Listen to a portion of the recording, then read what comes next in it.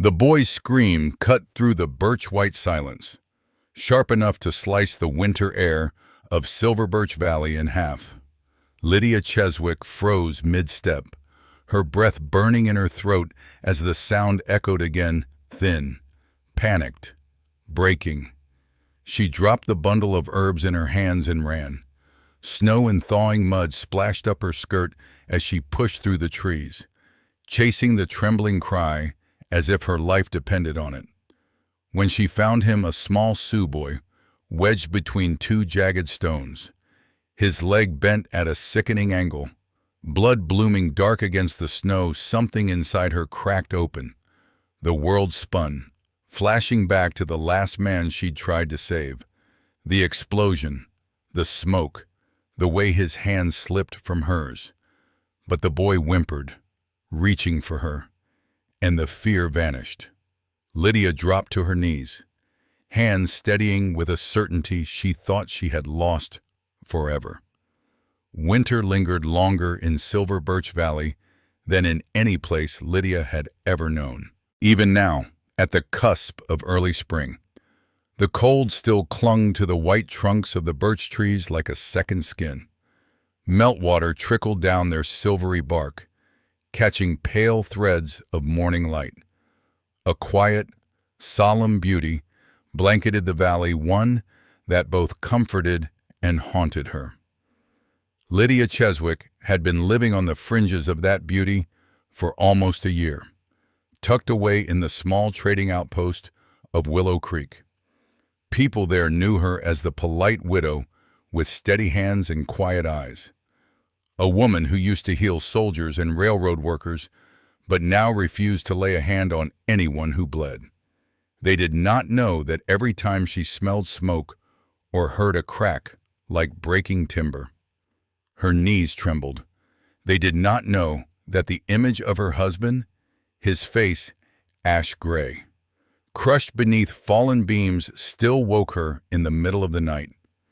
Lydia herself thought she had forgotten how to save anyone ever again. But the boy she found in the snow changed everything. He clung to her with frantic fingers, his breath sharp with pain.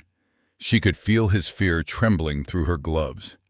His small body was wrapped in furs and beads, the kind worn by the Sioux who lived deep in the northern stretch of the valley. She had glimpsed them only from afar, tall warriors on horseback, feathers shifting in the wind, faces unreadable as carved stone. The boy's leg was badly broken. Lydia forced her lungs to slow, to steady, as she splinted the limb with straight branches and the torn cloth from her own shawl. She felt her hands move with the practiced precision of the healer she once was. Something long dormant stirred in her chest, a sense of purpose, sharp and painful, like thawing after a long freeze. She whispered soothing words, and though he didn't understand English, the tone eased him. He relaxed against her chest, eyelids fluttering. His dark hair smelled faintly of pine smoke. Lydia lifted him carefully, bracing his weight against her shoulder. He was heavier than she expected, but she didn't stop. She couldn't.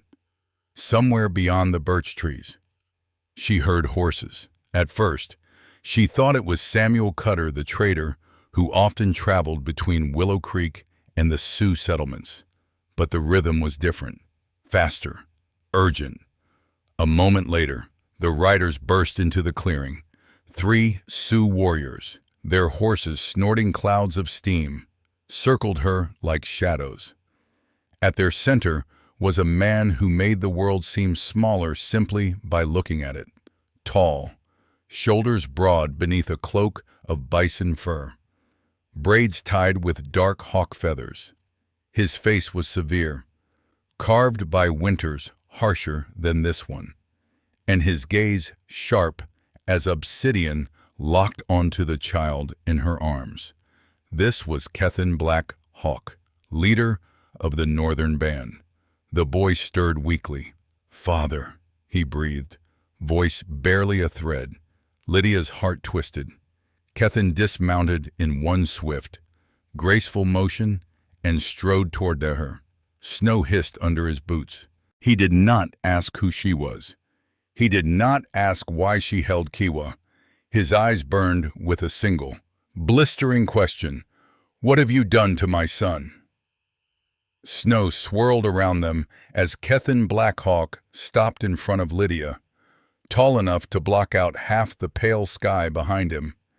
His presence was a force rigid shoulders, braids threaded with hawk feathers, a carved jawline that looked as if winter itself had shaped it. But his eyes, they burned with a fear he was fighting desperately to hide. The child in Lydia's arms stirred. "Father," Kiwa breathed, barely a whisper. That single word made Kethan flinch. A warrior behind him muttered something sharp in Sioux. Lydia couldn't understand the words, but she understood the tone: accusation, distrust, danger. Kethan lifted a hand, silencing his men. His eyes locked onto Lydia's, dark as riverstone, reflecting a storm inside him that had nothing to do with the weather. "Put him down." It wasn't a shout. It was worse, quiet, controlled, but filled with a kind of tension that made Lydia's pulse pound in her ears. She held Kiwa tighter. "He's hurt," she answered, breath visible in thin bursts of white. He fell between the rocks. His leg was twisted under him. "I needed to," I said. "Put him down." This time the words cut deeper, like something sharp sliding across her skin. The men tensed, hands tightening around spears and bows. Lydia felt the danger surrounding her like closing jaws. But Kiwa whimpered, his fingers curling around the fabric of her coat. The little boy's terror washed through her chest with a force that knocked aside her own fear. She swallowed. If I hadn't splinted his leg, he might have. She stopped when Kethan stepped closer. His shadow swallowed hers. Lydia had seen hard men before: soldiers, foremen, railroad enforcers, but none like him. This man carried not only authority, but the exhaustion of carrying an entire people's survival on his back. His gaze flickered briefly to Kiwa's pallid face, then to the blood matted on the boy's trouser leg. Lydia saw something crack in his expression. Pain, guilt, panic, the look of a father who had already lost one person he loved. "Give him to me," Kethan said, voice rougher now, not with anger, but with a fear he couldn't swallow. Slowly, carefully, Lydia stepped forward. She lifted Kiwa higher into Kethan's arms. The boy whimpered as the shift in weight jolted his leg, and Kethan's breath hitched in a sound that might have broken Lydia if she weren't holding herself together by a thread. Kethan held Kiwa close, his movements instinctively gentle despite the furious tension in his muscles. Kiwa clung weakly to his father's braids, but then reached back toward Lydia with trembling fingers, as if afraid she would disappear. "She helped me," Kiwa whispered. That was the moment everything stilled. The wind paused. Snow hung suspended in the air. Even the warrior's glares faltered. Kethan stared at Lydia as if seeing her for the first time, not as a threat, not as a stranger, not as a woman of the world he distrusted, but as the person who had heard his son's cries when he could not. His jaw worked, tension shuddering through him. Lydia couldn't decipher his expression. It was too many emotions layered together: suspicion, gratitude, disbelief, a quiet dread of owing anything to someone like her, someone white. He didn't thank her. Lydia didn't expect him to. But after a long, loaded silence, he said, "He needs the healer of my people." Then, after a pause that seemed torn from him, "And your hands, you will come with us." It wasn't a request. It wasn't quite an order. It was necessity, raw and stripped. Lydia looked at Kiwa, pale and shivering in his father's arms. Then at the ridge of birch trees behind her, the safe direction. The direction back to her quiet life, her quiet grief. She nodded. "I'll help." Kethan turned, the warriors closing in around them like a moving wall. Lydia stepped into their circle, feeling it lock around her. Snow creaked beneath their boots as they began the journey toward the Sioux encampment. She had no idea that with every step she took beside this man, her life would begin to shift. And neither did he. The Sioux encampment rose gradually from the white hush of Silver Birch Valley, revealed piece by piece as Lydia followed Kethan and his warriors through the birch-lined trail. Tipis stood in a half-moon formation beside the river's frozen edge, their smoke holes releasing thin trails that curled like ghosts into the pale sky. Drifts of old snow caught the low sun, turning the entire valley into a field of cold fire. Lydia had seen this place from afar before, but stepping into it surrounded by eyes that followed her every movement was something entirely different. Children peeked out from behind hides.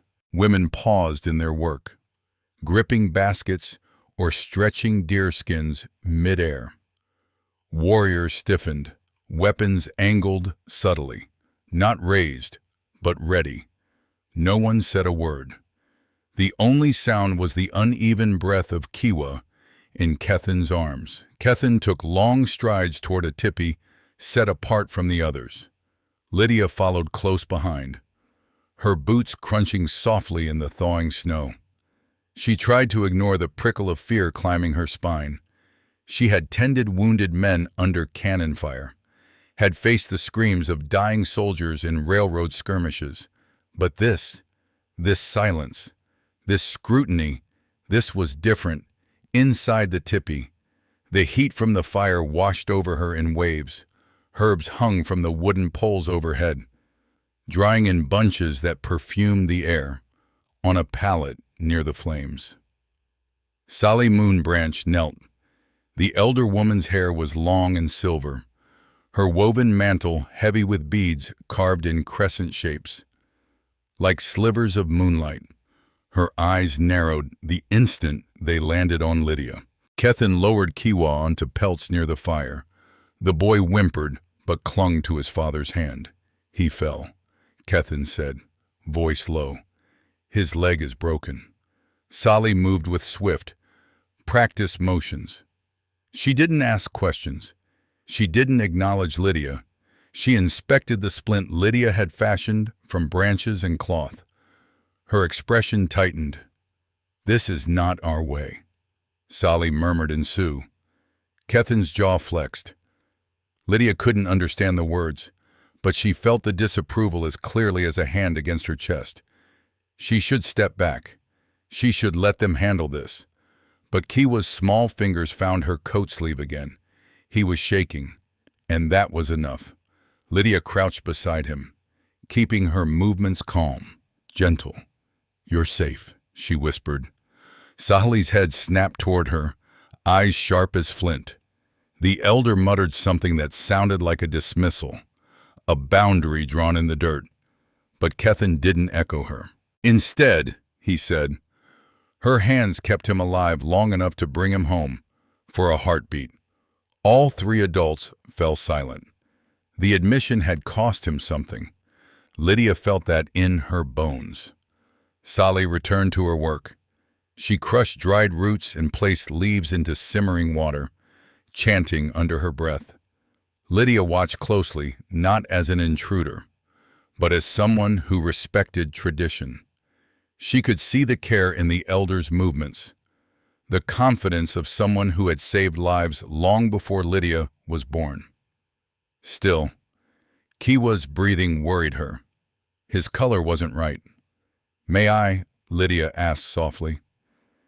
Kethan looked at Sahli. The elder hesitated, then gave the smallest of nods, permission or challenge. Lydia wasn't sure. Lydia leaned forward and placed 2 fingers beneath Kiwa's jaw, counting the beats. His pulse was fast, too fast. She checked his leg again, noting the swelling, the warmth radiating from the injury.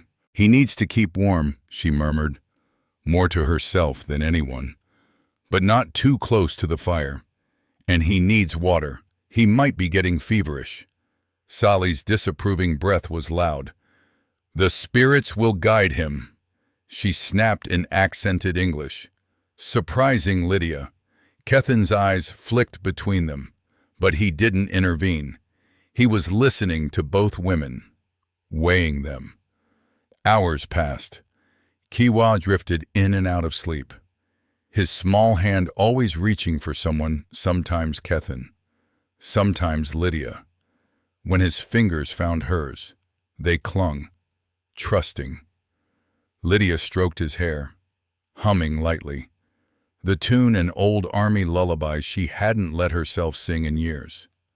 Outside, darkness fell, snow began again, whispering against the tippy walls. Kethan sat across from Lydia, legs folded, arms resting on his knees. His gaze never left his son. Shadows from the fire carved the lines of grief and responsibility into his features. "He is restless," Kethan said quietly. "Yes," Lydia answered. "Pain does that, and fever." Kethan's eyes lifted to hers. "You have seen this before, more times than I can count." She didn't tell him how many of those times ended with her holding a hand that grew colder by the minute. Silence stretched again. But this time it wasn't hostile. It was something tentative, suspended between them like a fragile thread pulled taut. Kiwa stirred, breathing faster. Lydia reached instinctively for a cloth, dampening it with melted snow near the fire. Without thinking, she pressed it to his brow. Kethan watched the scene closely, too closely, and Lydia almost apologized, until she saw, in his tightened jaw, the same fear she carried within herself, fear of losing the last person who made life bearable. In that moment, without words, she understood him, and he understood her. The teepee door rustled as snow-laden wind slipped inside. Lydia adjusted the pelt around Kiwa's shoulders. Her hand brushed Kethan's as they both moved to steady the boy. Both froze. Heat shot through Lydia's arm, not romantic, not sudden desire, but recognition. A shared ache, a shared duty, a shared instinct to protect this child between them. Kethan did not pull his hand back. Neither did she. Outside, the storm grew heavier, but inside the small tipi, something quieter began to thaw, something that neither of them yet had a name for. For 3 more days, winter tightened its grip over Silver Birch Valley. The storm howled through the birch trees at night, rattling the tipi walls like restless spirits. Kiwa improved at first, his breathing steadied. His color warmed, but by the 5th day, the boy began to slip backward. His fever returned with a vengeance, hotter and more urgent than before. Kethan barely slept. He kept vigil beside his son, shoulders rigid, jaw clenched hard enough to splinter bone. Lydia watched him from across the fire, where she knelt grinding herbs Sahli had allowed her to prepare. She could feel the storm inside him as clearly as she felt the cold seeping through the tipi's seams. The man had already lost one family. Fate would not dare try to take another, but fever did not fear any man, not even a chief. By dusk, Kiwa's small body trembled with chills, breath coming in shallow bursts. Lydia placed a hand against his forehead. The heat jolted her like a physical blow. He was burning alive. Sahli stepped forward, beads clinking softly. "The spirits test him," she said.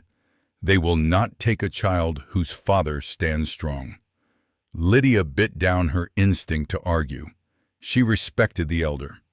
She respected her healing craft, but she also knew what fever looked like when infection was taking root beneath the skin. She'd seen soldiers hallucinate, convulse, and die while medicine men whispered blessings over them. She had held hands gone stiff and cold. And she had held her husband when he gasped his last, choking on dust and smoke, while she knelt helpless beside him. Not again. Not this boy. Not this family. I need warm water, she murmured, already reaching for the kettle. Sahli's eyes narrowed. You will not do this. Lydia froze. If we don't cool him down, you bring the ways of the white man into our lodge. Sahli snapped. Boiling, mixing, touching without song. You do not wait for the spirits to answer. You do not let them guide you. Sahli, Kethan warned quietly. But the elder stepped closer, her voice rising. You think your hands are wiser than our ancestors. Your people brought sickness into these lands, and now you bring your sickness into our healing, breaking the balance of our ways. Lydia's breath stilled, not because of the words, but because of their weight, their truth. The accusations sank into a place she had walled off for years, a place shaped like twisted railroad beams, a place filled with smoke, a place where a man she loved died under her hands, hands that were supposed to save him. Her fingers trembled. I'm trying to help him, she whispered. Our healer lost a son last winter, Sahli said, eyes shining with something deeper than anger. You will not make her lose another. Lydia's throat tightened, her vision blurred. I would never hurt him. But Sahli wasn't listening anymore. She moved to Kiwa, chanting as she sprinkled powdered root into the flames. Sparks leapt upward in tiny green bursts. Kiwa whimpered and curled tighter, his skin burning under Lydia's palm.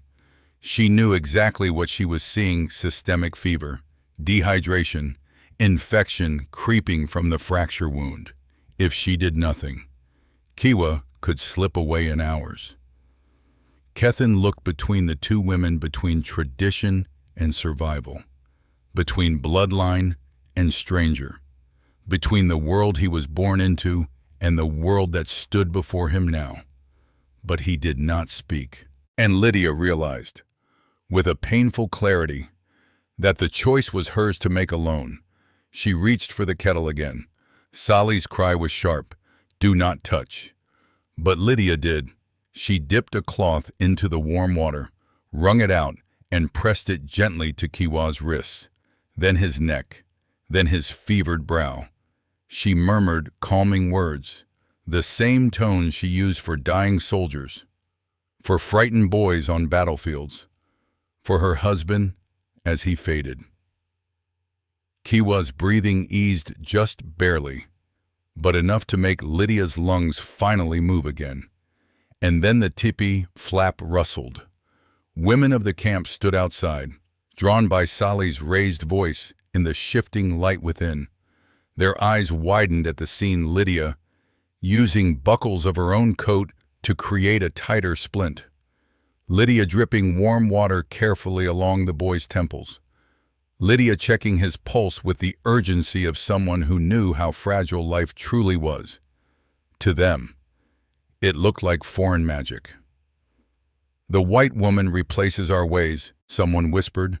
She steals the boy's spirit with her strange medicine. She thinks she knows better. Sahli's voice quivered, not with fury, but with grief sharp as ice.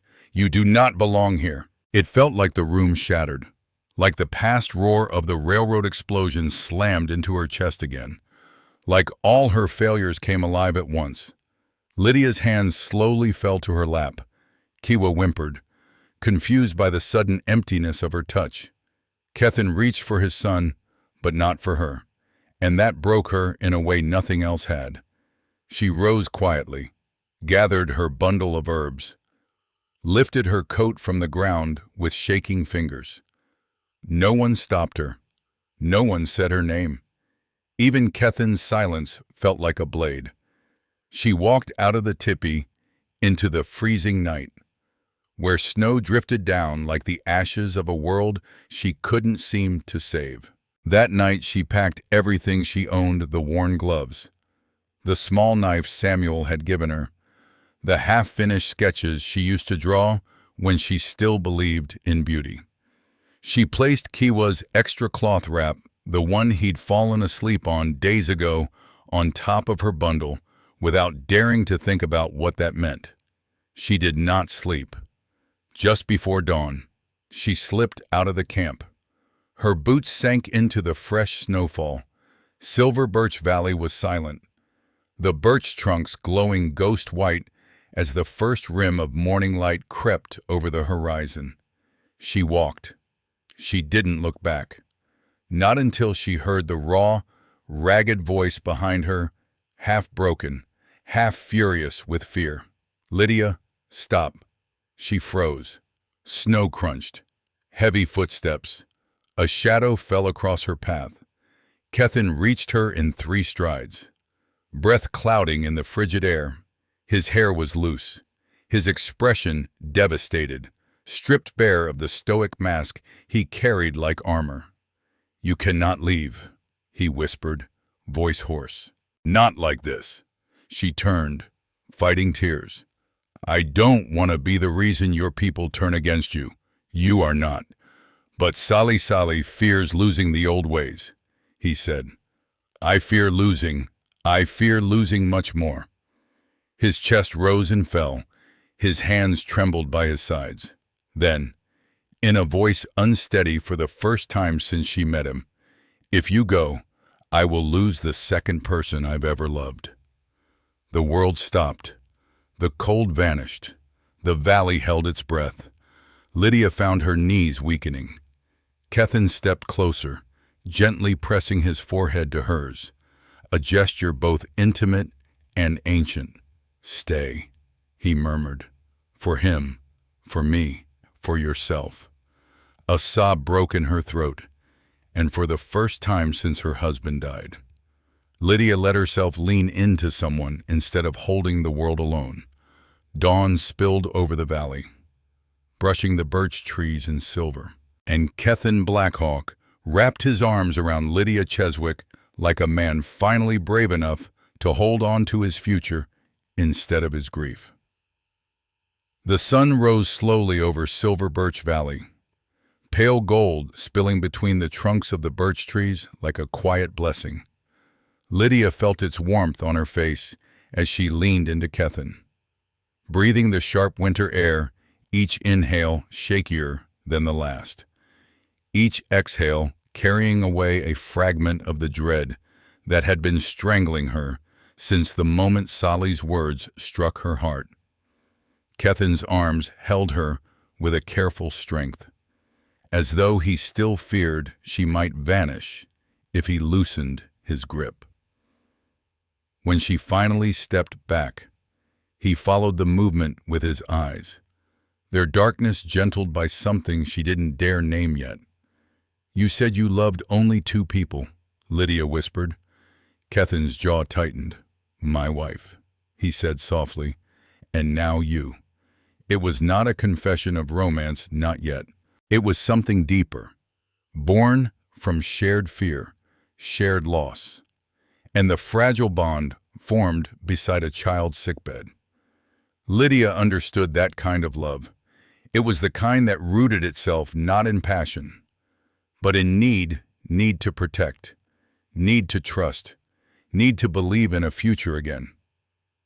"I'm not trying to replace her," Lydia said. "I know." His voice was quiet, almost reverent. "No one could.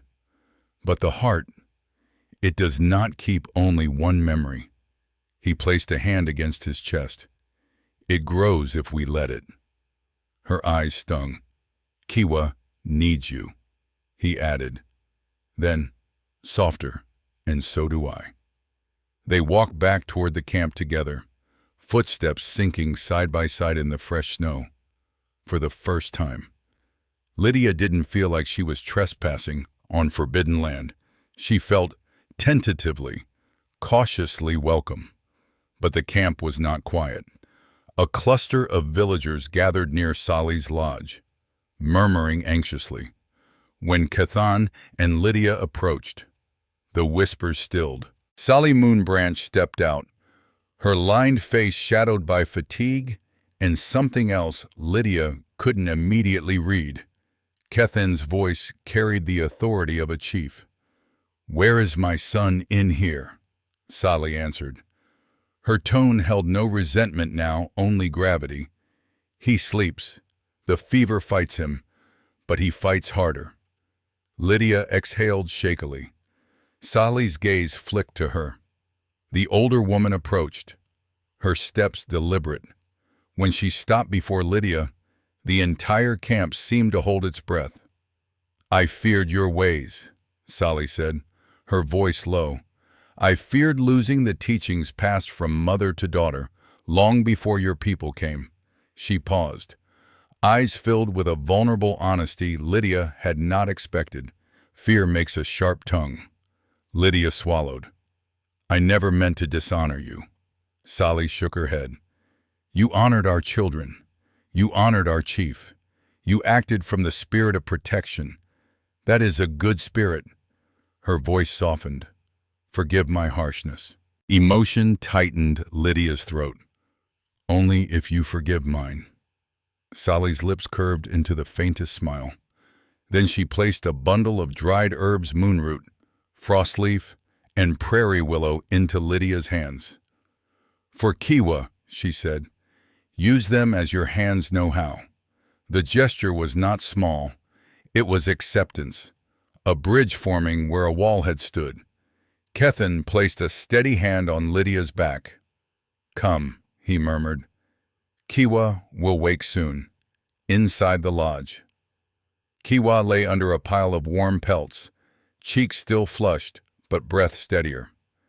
Lydia knelt beside him, laying the elder's herbs in warm water and mixing them with her own remedy. Kethan watched her from across the fire, his expression torn open, hope and fear woven together. When Lydia pressed a cool cloth to Kiwa's brow, the boy sighed in relief. His eyelids fluttered. Liddy," he whispered, mispronouncing her name. Lydia nearly broke. She leaned closer. "I'm here." Kiwa's small hands searched for her and found it. His fingers curled weakly around hers. Kethan's eyes softened, the hardness he wore like armor melting into something almost unbearably tender. "You returned to him," he said. "I couldn't walk away." Kethan kneeled beside them, one hand resting lightly over both of theirs. "Then stay," he said, not as an order, not even as a plea, but as a truth spoken aloud at last. "Stay with us." Lydia inhaled a trembling breath.